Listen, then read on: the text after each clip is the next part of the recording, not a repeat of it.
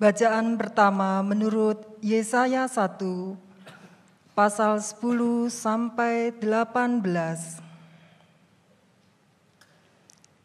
Yesaya 1 ayat 10 sampai 18.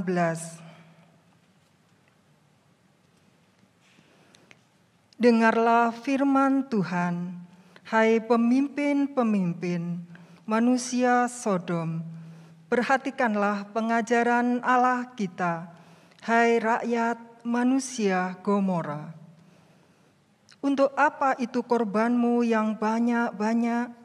Firman Tuhan, aku sudah jemu akan korban-korban bakaran berupa domba jantan, dan akan lemak dari anak lembu gemukan, darah lembu jantan dan domba-domba, dan kambing jantan tidak kusukai.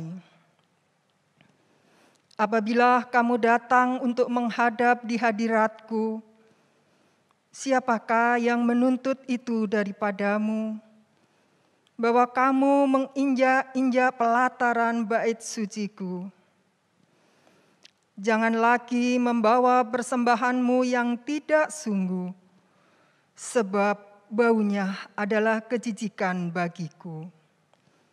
Kalau kamu merayakan bulan baru dan Sabat atau mengadakan pertemuan-pertemuan, aku tidak tahan melihatnya, karena perayaanmu itu penuh kejahatan.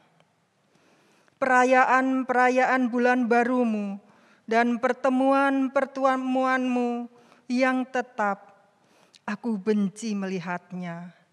Semuanya itu menjadi beban bagiku. Aku telah payah menanggungnya.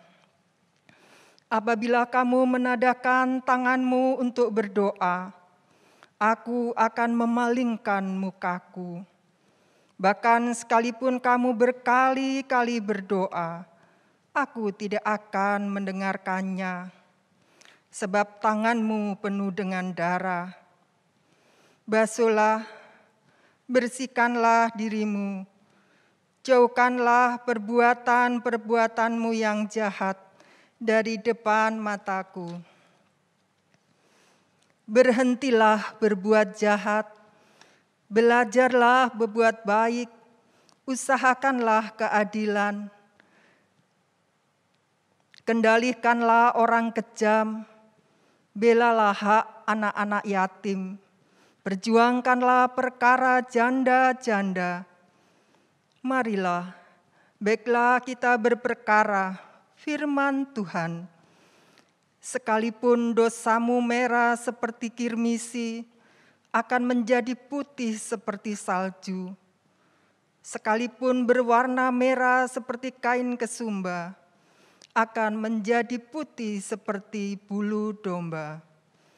Demikianlah sabda Tuhan. Syukur kepada Allah.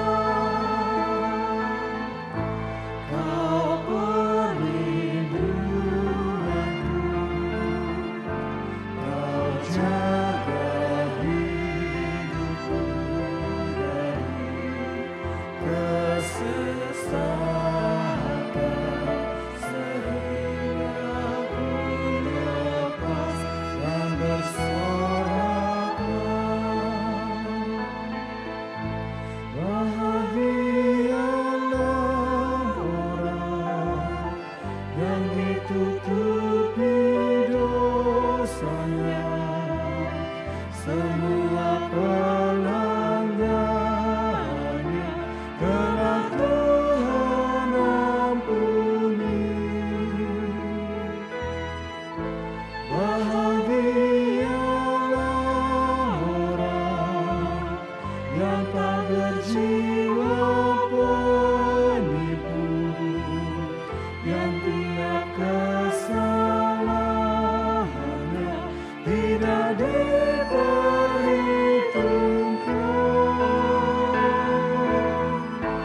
Tak perlindunganku, Kau jaga hidupku dari kesesatan,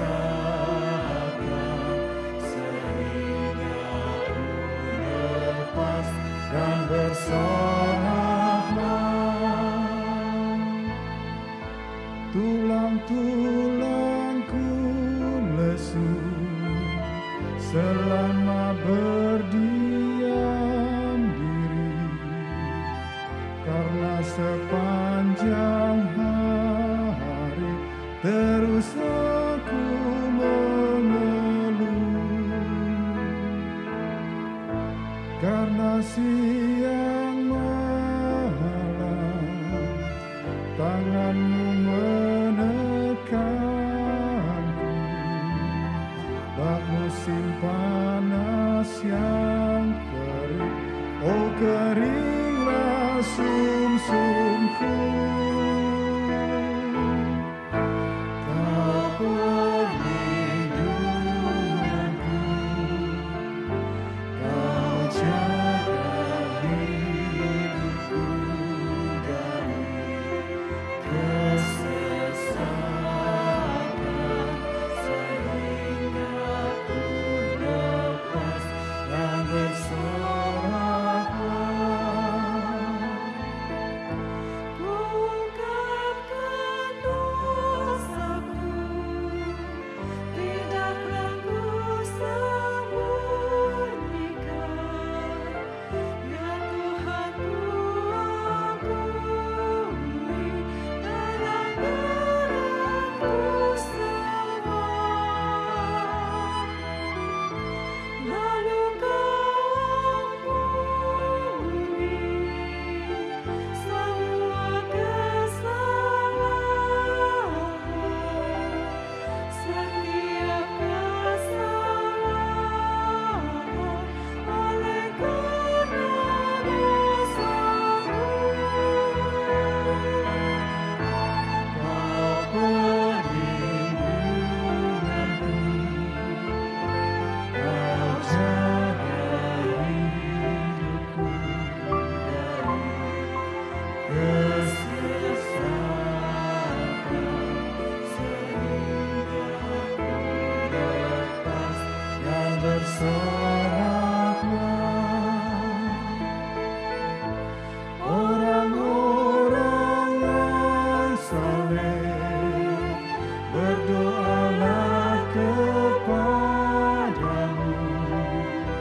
selagi engkau dapat ditemui umatmu. Maka sesungguhnya di waktu datang banjir, terjadi banjir yang besar, itu tak melandanya. Kau perlindunganku, Kau jaga hidupku dari kesesatan, sehingga ku lepas dan bersoraklah.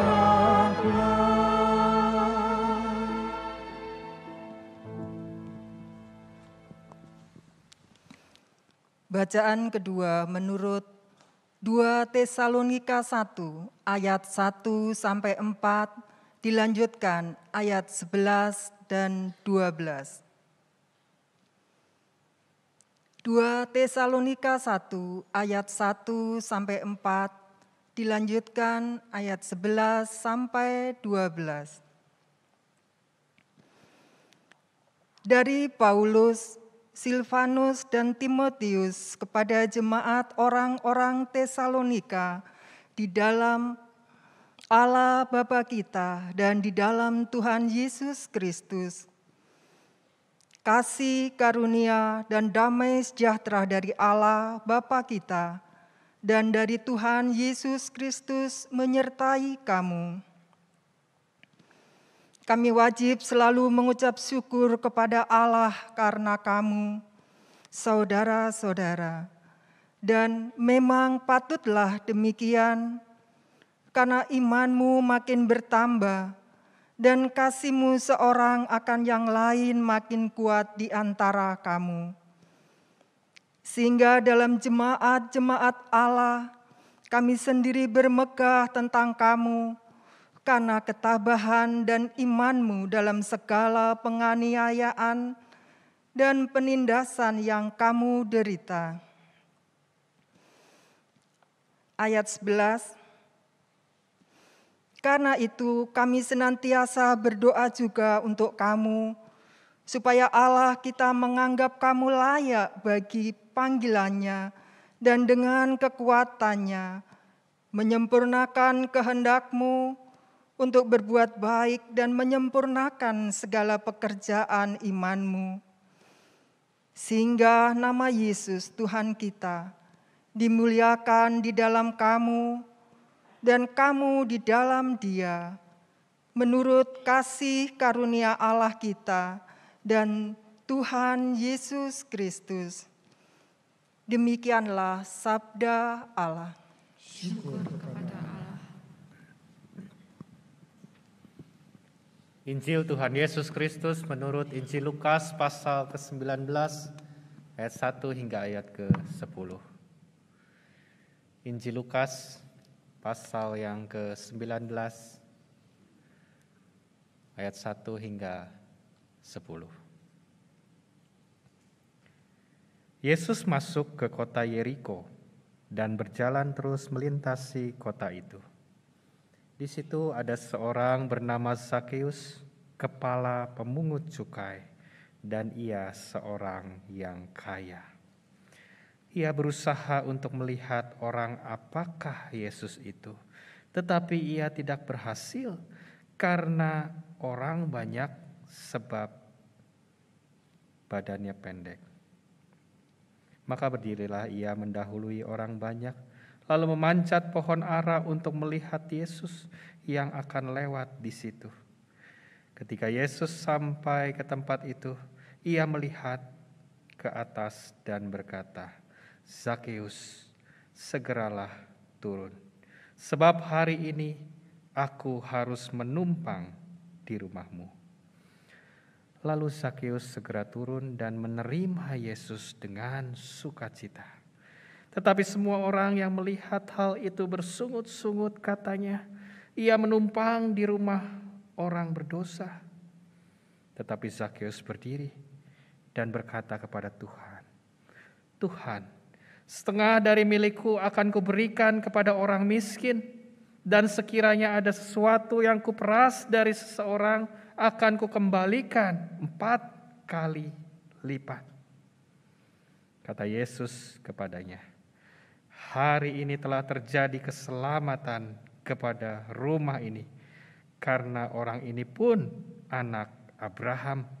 Sebab Anak Manusia datang untuk mencari dan menyelamatkan yang hilang." Demikianlah Injil Tuhan Yesus Kristus. Berbahagialah mereka yang mendengar firman Allah dan yang memeliharanya. Haleluya. Haleluya, haleluya, haleluya.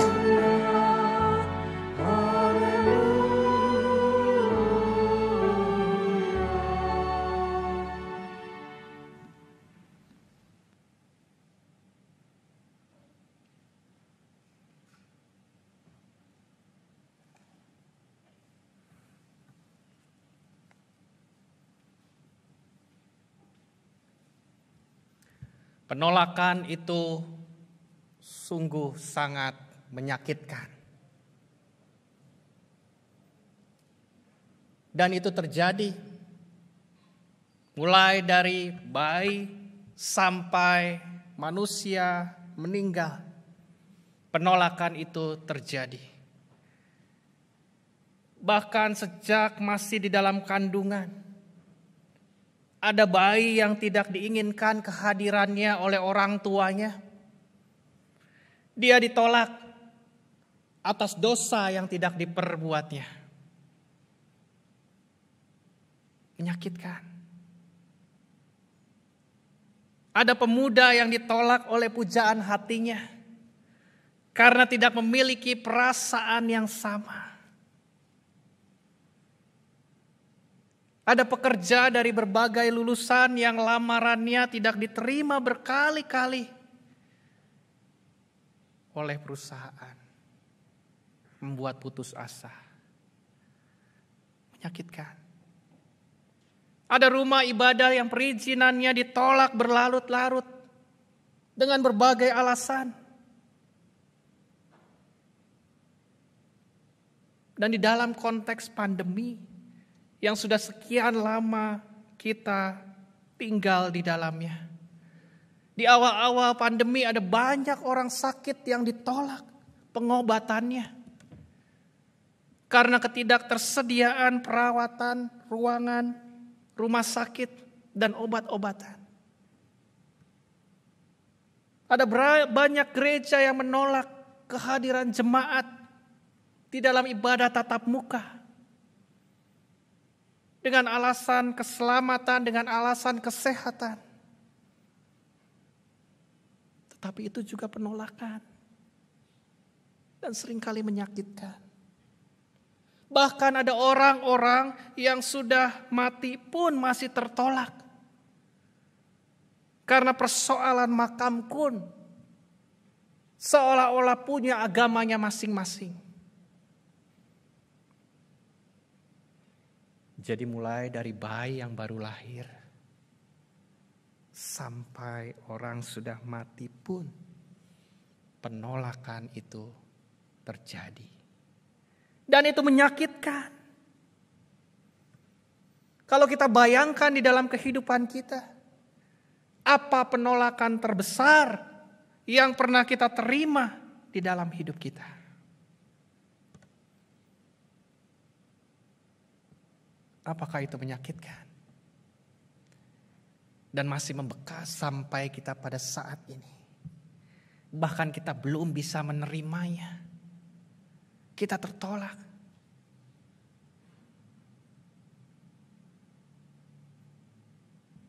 Di awal pandemi Bapak Ibu, saya sempat berdiskusi dengan istri saya tentang apa yang harus kami lakukan ketika salah satu di antara kami terpapar COVID waktu itu yang lagi ganas-ganasnya. Kami bicara dan setelah prosedur itu dibicarakan dan disepakati, tiba waktunya tinggal menjalankan. Dan suatu hari saya harus pergi swab di laboratorium untuk memastikan kondisi tubuh saya. Setelah swab saya ragu, saya takut untuk pulang ke rumah. Saya tunggu di mobil sampai hasil tesnya itu keluar.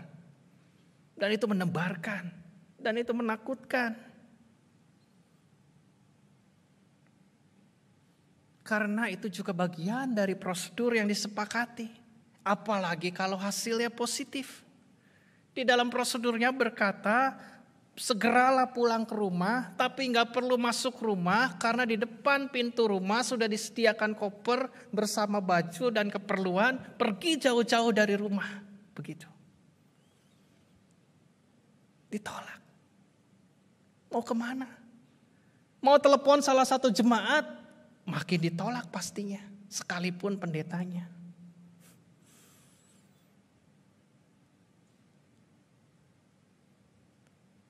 Ya, penolakan itu sesungguhnya menyakitkan. Apalagi penolakan itu datang dari keluarga kita sendiri. dari orang-orang terdekat kita. Itu menyakitkan. Bahkan ketika penolakan itu seolah-olah dilakukan oleh Allah sendiri. Yang digambarkan di dalam Yesaya 1 ayat 10 sampai 18 yang tadi kita baca.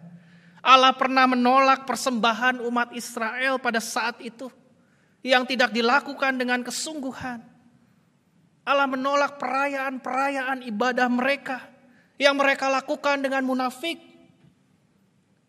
Karena mereka beribadah, tetapi di luar mereka berbuat jahat. Allah berkali-kali menolak doa-doa yang dipanjatkan oleh mereka. Karena perbuatan jahat yang mereka lakukan di depan mata Allah. Bahkan ekspresi penolakan Allah, dikatakan Allah memalingkan muka berkali-kali. Sekalipun umat sudah berdoa. Karena perbuatan jahat mereka. Itu lebih menyakitkan. Namun di balik penolakan Allah itu, ada sesuatu yang berbeda. Di balik penolakan Allah pada bangsa pada saat itu, itulah adalah bentuk dari keadilan Allah. Bukti bahwa Allah sama sekali tidak berkompromi atas dosa manusia. Allah tidak pernah memaklumi dosa, tetapi Dia mengampuni dosa. Ini prinsip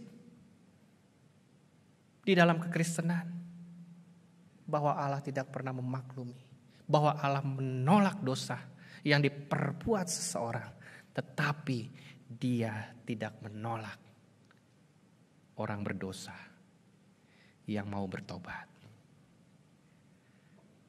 Bukankah itu juga nyata yang dilakukan oleh Yesus, yang Zakheus alami pada saat itu?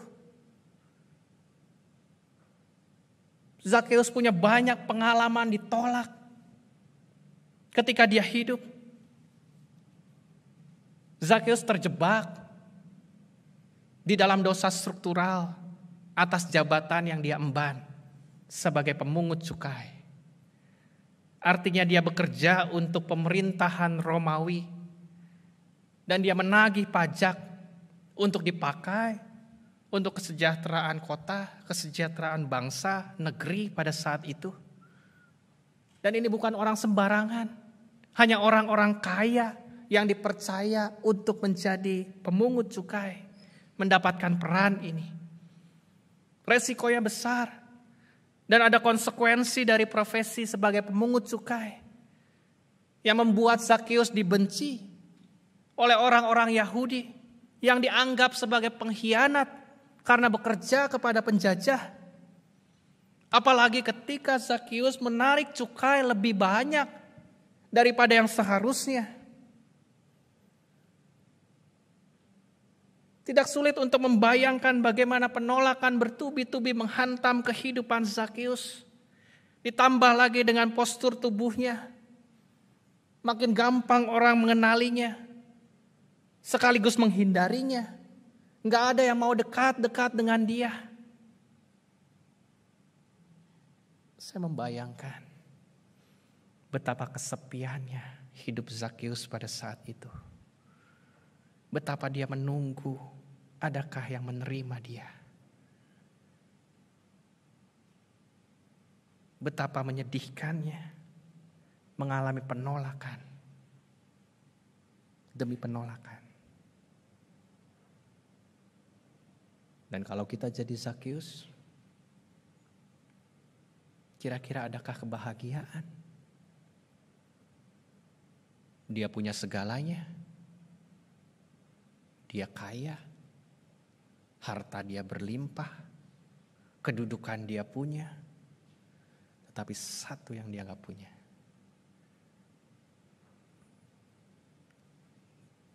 Dia tidak diterima.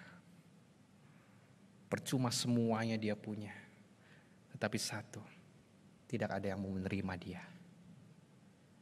Pasti dia sudah tahu juga pada saat itu tentang Yesus, tentang karya-karya, tentang perbuatan yang dilakukannya. Dan dia berusaha untuk melihat. Dia tidak berani menjumpai. Tidak dikatakan dia menjumpai atau memegang jubahnya, tidak. Tetapi dia hanya mau melihat dari desak-desakan, dari kerumunan orang banyak pada saat itu. Sampai dia harus naik pohon.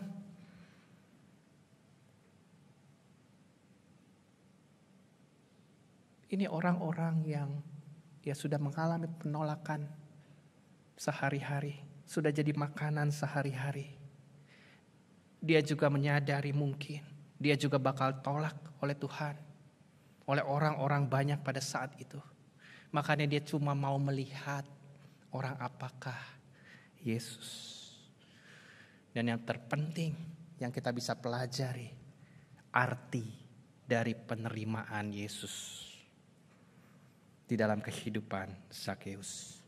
Sangat besar artinya. Sangat luar biasa mengubah.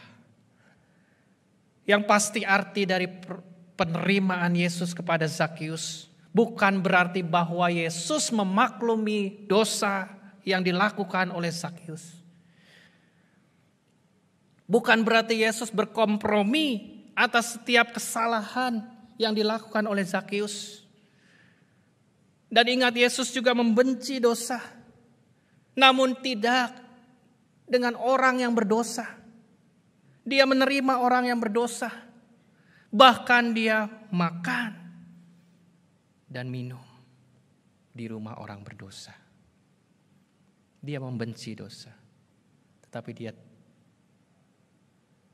tidak membenci orang-orang yang berdosa. Yang mau menerima kasih Allah. Ini yang dipermasalahkan oleh orang-orang banyak pada saat itu. Yang mengatakan dia makan bersama orang berdosa. Seolah-olah mereka beranggapan ketika menerima orang berdosa yang adalah sesama dengan mereka, sama-sama berdosa, mereka menjadi najis. Mereka tidak bisa beribadah. Mereka tidak bisa berdoa, membaca kitab-kitab. Dan Yesus mau membongkar itu semua. Membongkar tradisi itu. Karena tidak seharusnya mereka, tidak seharusnya kita menolak sesama orang berdosa. Jadi arti penerimaan Yesus di balik kisah ini adalah Yesus mempertobatkan. Yesus mau mempertobatkan orang berdosa. Bayangkan berapa lama Zakheus menanti ada orang yang mau menerimanya. Dan hanya Yesus pada saat itu. Dengan penerimaan Yesus, justru itu membuka pintu pertobatan bagi Zakheus. Dan anugerah keselamatan terbuka bagi Zakheus dan seisi rumahnya. Pertobatan itu juga bukan hanya diterima oleh Zakheus, tetapi pertobatan itu juga diterima dengan orang-orang yang menolaknya, yang memiliki pandangan yang lain pada akhirnya.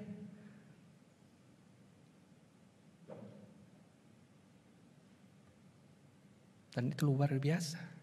Keberpihakan Yesus pada orang yang selama ini justru tertolak, membuahkan hasil dengan pertobatan Zakheus kembali ke dalam jalan yang benar, meninggalkan dosa ketamakan, meninggalkan dosa penindasan kepada orang-orang miskin. Sangat besar artinya.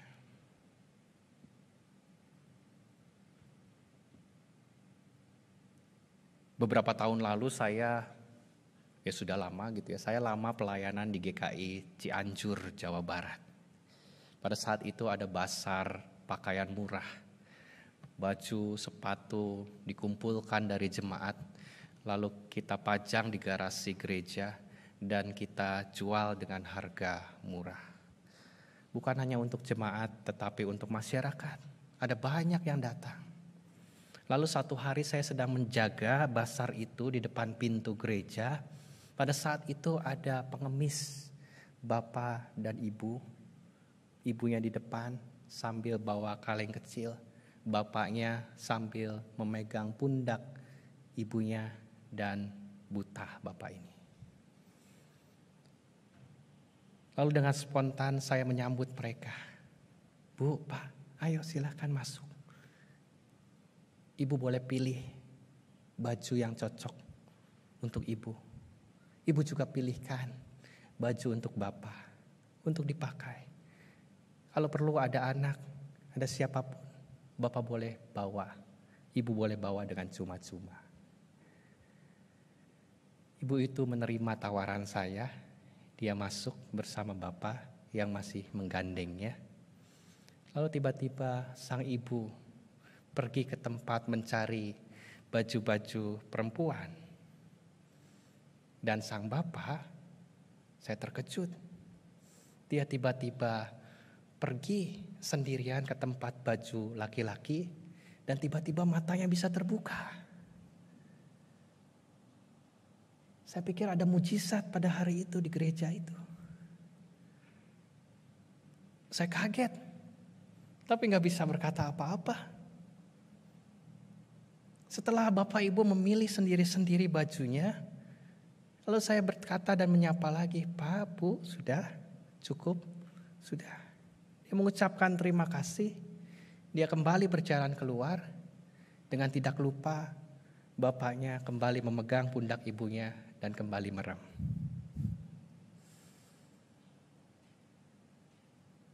Saya berpikir berhari-hari. Lalu saya juga sambil setiap hari mencoba melihat apakah ketemu bapak ibu itu lagi. Dan jauh kemudian hari saya ketemu. Tetapi dengan tampilan yang berbeda. Bapak itu membawa satu panggul buah-buahan pisang. Dan dia berjualan di sekitar gereja. Dari penerimaan kecil yang kita bisa lakukan kepada orang-orang yang membutuhkan. Itu bisa mengubahkan. Itu bisa mempertobatkan. Yang seringkali kita berpikir bahwa kalau orang itu berdosa melakukan kesalahan, ya pasti dihukum. Kalau orang itu hidupnya tidak baik-baik saja, kekurangan, oh itu hukuman Allah. Seringkali ditambah kita juga menghukumnya dengan hukuman sosial.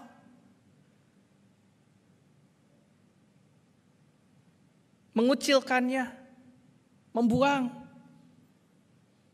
menjauhkan dari komunitas, merasa mereka bukan bagian dari kita. Ditambah lagi kita jadikan bahan omongan, bahan gosip. Itu bentuk penolakan-penolakan yang seringkali tidak mengubah apapun, tidak mempertobatkan. Tidak ada jalur keselamatan yang kita kerjakan bersama-sama dengan misi Allah. Berbeda kalau mereka diterima. Sama seperti Yesus diterima. Yesus menerima Zakius. Pertobatan yang dilakukan Zakius bukan hanya dia mengembalikan 4 kali lipat kepada orang-orang yang pernah dia ambil pajaknya secara berlebihan. Bukan. Kalau itu sudah biasa.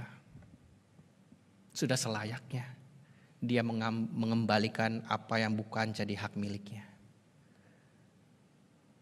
Memang ada lebihnya 4 kali lipat. Namun keberpihakannya juga kepada orang-orang miskin. Itulah pertobatan yang sejati. Dia mengatakan sekiranya ada orang-orang miskin yang membutuhkan, maka setengah dari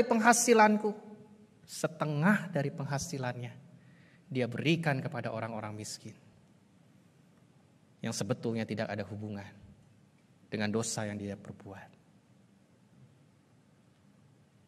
Ini luar biasa. Pertobatan. Misi Allah terjadi ketika ada keselamatan. Bukan hanya pada Zakheus, bukan hanya Zakheus dan seisi rumahnya, tetapi misi Allah terjadi ketika ada keselamatan bagi semua orang. Karena di dalam pertobatan Zakheus ada keberpihakan kepada orang-orang yang sempat dia tindas, bahkan kepada orang-orang miskin yang membutuhkan pertolongan. Itu arti sebuah penerimaan yang Yesus lakukan kepada Zakheus. Dan ingatlah kita sebagai anak-anak Allah. Hanya kita yang mengingat bahwa kita sudah dilayakkanlah. Bahwa kita yang seharusnya tidak layak ini, sama-sama berdosa ini. Tetapi kita dilayakkan inilah. Yang sanggup menerima, menjalankan misi Allah. Untuk juga menerima orang-orang berdosa. Untuk juga menerima orang-orang yang sudah melakukan kesalahan. Untuk kembali ke jalan yang benar. Dan di dalam pertobatan mereka, bukan hanya untuk mereka, pertobatan itu terjadi juga membawa keselamatan pada orang-orang lain. Orang-orang yang sempat punya pandangan berbeda kepada Zakheus, yang mengucilkan, yang menolak. Ketika melihat Zakheus mengembalikan 4 kali lipat. Ketika bukan hanya itu, Zakheus jadi orang yang dermawan untuk memberikan setengah penghasilannya kepada orang-orang miskin. Bukankah kita bayangkan bahwa ada sebuah penerimaan akhirnya? Buah dari penerimaan Yesus bagi Zakheus di hari itu. Ingat, kita dilayakkan. Kita juga perlu menyadari keberdosaan. Kita juga perlu menerima orang-orang sekitar kita yang ditolak.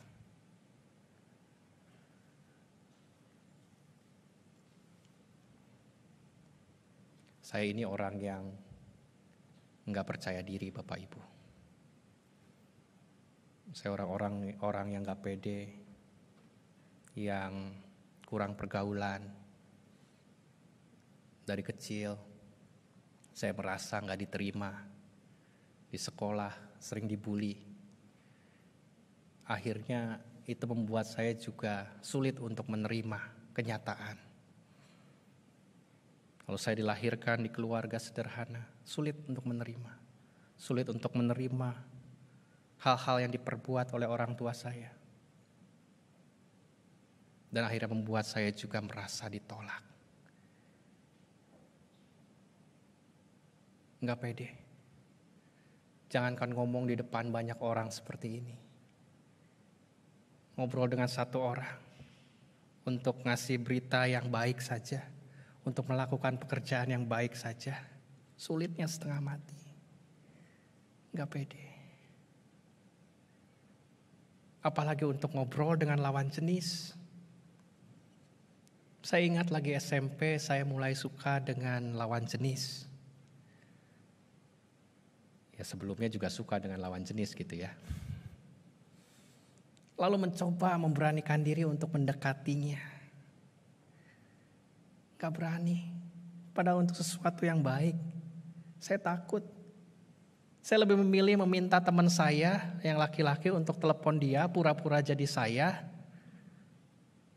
Untuk telepon orang yang saya kasihi. Setelah selesai telepon, saya telepon teman saya yang cowok ini, saya tanyakan di mana. Kira-kira dia seneng gak sama saya? Oh iya, teman saya jawab, iya. Wah, itu aja saya senangnya udah bukan main. Kalaupun saya berani telepon dia, itu persiapannya setengah mati untuk ngangkat telepon. Jauh-jauh hari sebelumnya, saya tulis dulu apa yang mau saya tanyakan. Pertanyaan nomor 1, nomor 2, nomor 3, nomor 10. Setelah saya berani halo, saya coba berkomunikasi dengan pertanyaan-pertanyaan itu. 1. Lagi apa? Lagi telepon sama kamu. Oh iya benar juga ya. Udah makan belum? Udah. Jawabnya singkat-singkat. Tapi tenang, ada stok pertanyaan banyak. Tapi sampai di terakhir, dengan spontan karena sudah kehabisan pertanyaan, saya bertanya, saya ganggu gak? Ya lumayan sih. Oke, tutup teleponnya bro. Menyakitkan. Ditolak itu menyakitkan. Apalagi ketika menerima kenyataan, akhirnya yang jadi dengan perempuan yang saya suka, ya teman saya yang disuruh telepon itu. Menyakitkan. Tapi lama-kelamaan Bapak Ibu saya menyadari bahwa kok ada ya orang yang gak pedean seperti saya ini. Kok ada ya orang yang kuper, yang ngomongnya aja masih suka berbelit-belit seperti ini. Yang logatnya Sunda seperti ini. Kok ada ya orang yang berdosa seperti saya ini. Tetapi Tuhan masih mau pakai saya untuk melayani Dia. Itulah arti penerimaan yang terbesar yang pernah saya terima. Di dalam hidup saya. Ketika Tuhan menerima saya apa adanya. Dengan segala keterbatasannya. Dan itu juga mungkin. Arti penerimaan terbesar dari Tuhan. Yang sudah melayakkan kita. Yang sudah menerima kita. Dengan berbagai kekurangan. Keterbatasan kita. Maka pikirkanlah. Apa penerimaan terbesar dari Tuhan yang Tuhan sudah berikan buat kehidupan kita secara pribadi. Dan itu bisa jadi jalan masuk untuk kita juga menerima orang-orang yang mungkin pernah menolak kita. Menerima orang-orang yang membutuhkan. Supaya keselamatan terjadi buat kita yang bertobat, buat orang-orang berdosa di sana juga yang bertobat. Kalau Allah saja mau menerima kita apa adanya, maka siapakah kita yang sudah dilayakkan? Kita diajak juga. Maka apakah kita dalam kehidupan kita lebih suka menolak orang atau menerimanya? Ingat, Tuhan pernah menerima orang yang berdosa. Dia pernah melayakkan orang seperti Zakius. Dan ada perubahan yang besar. Ada pertobatan. Ada keselamatan. Bagi semua orang sekitar Zakius, bukan hanya untuk Zakius. Ada keberpihakan pada orang-orang lain. Orang-orang miskin. Dan itulah arti sebuah penerimaan. Maka Tuhan yang sama. Tuhan yang pernah menerima Zakius itu. Tuhan yang sama juga yang memampukan kita. Untuk lebih suka menerima orang. Daripada menolaknya. Amin. Saat hening untuk kita sejenak.